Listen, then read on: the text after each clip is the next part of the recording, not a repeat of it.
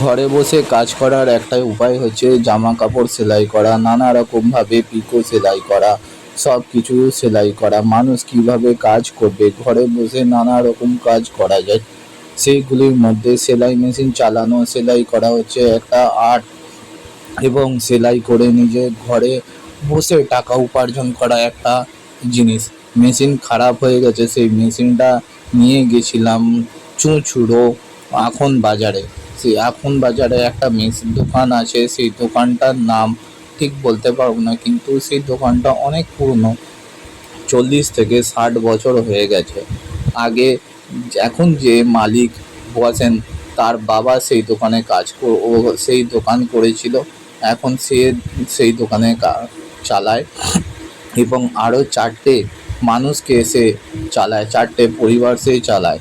সে পুরো মেশিন সম্বন্ধে জানে A to Z।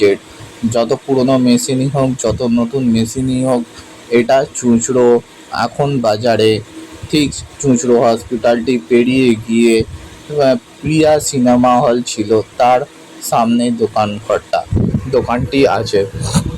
যে কেউকে জিজ্ঞেস করলেই সবাই বলে দেবে যে দোকানটা কোথায়। প্রিয়া সিনেমা হলের ঠিক সামনেই দোকান ঘরটা আছে।